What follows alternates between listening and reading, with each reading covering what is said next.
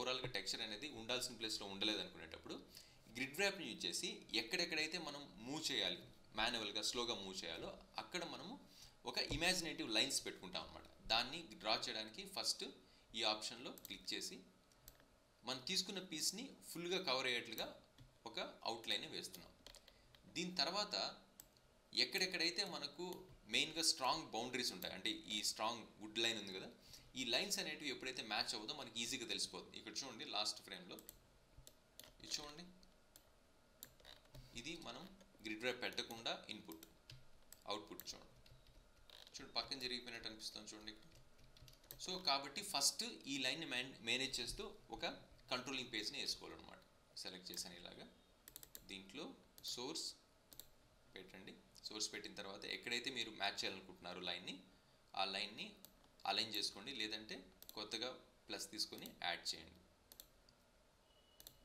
So then దాన్ని position చిన్నగా మ్యాడిఫై చేసుకోవాలనుకుంటే సో చేసుకోండి. షేప్స్ అన్నీ కరెక్ట్గా పెట్టాలనుకోండి. దాని తర్వాత కంట్రోల్స్ ఇక్కడ సి పేస్ట్, అంటే ఇక్కడ సోర్స్ గ్రిడ్లో ఉన్న ప్లేస్ని పేస్ట్ చేయాలి. మీరు కార్నర్ పిన్ వాడతారు కదా, కాపీ ఫ్రమ్ టు అనే దాంట్లో రెండిట్లో సేమ్ ప్లేస్లో ఉండాలని వాడతారు కదా, సేమ్ టైప్లోనే ఇది కూడా అనమాట. కాపీ చేసి ఇక్కడ పేస్ట్ చేయండి, ఒక కీ ఫ్రేమ్ యాడ్ చేయండి, సోర్స్ ర్యాప్డ్ అన్నట్టుగా పెట్టండి.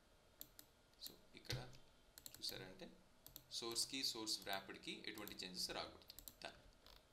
సో ఇప్పుడు ఫస్ట్ ఫ్రేమ్లో మనకు కీ ఫ్రేమ్ అనేది యానిమేట్ అయిపోయింది. ఇప్పుడు మనం ఫర్దర్ ఫ్రేమ్లో దీని అవసరం ఉందా లేదా అని చెక్ చేద్దాం. నేను డైరెక్ట్గా ఫస్ట్ లాస్ట్ ఫ్రేమ్కి వస్తున్నా, స్మూత్ ప్యానింగ్ కాబట్టి. ఇక్కడ చూడండి first frame last frame. So first frame last ఫ్రేమ్లో చూడండి మనకి ఇక్కడ టెక్స్చర్ మూవ్ అవుతుంది. సో ఎక్కడైతే ఇంటర్నల్గా టెక్స్చర్ మూవ్ అవుతుందో దాని గ్రిడ్ ఎక్కడుందో చూడండి. ఇది చూడండి ఈ ఏరియాలోనే కదా. సో ఓవరాల్గా ఈ 4 పాయింట్స్ మూవ్ చేయాలా, లేకపోతే ఈ 2 పాయింట్లు మూవ్ చేస్తే సరిపోతుందా అనేది మీ అవసరాన్ని బట్టి చూడండి. నేను ఈ 2 పాయింట్లు సెలెక్ట్ చేసుకున్నాను. ఇన్పుట్కి అవుట్పుట్కి జరిగింది.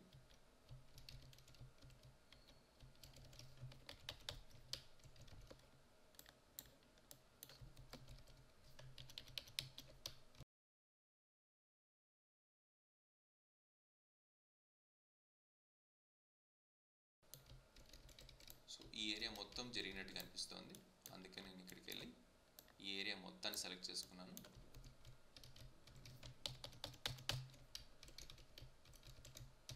సో ఇక్కడ మనకు కలర్ ప్రాబ్లం ఉంది, ఆ కలర్ కరెక్షన్ ఎలా చేయాలని మనం ఫర్దర్గా చూద్దాం.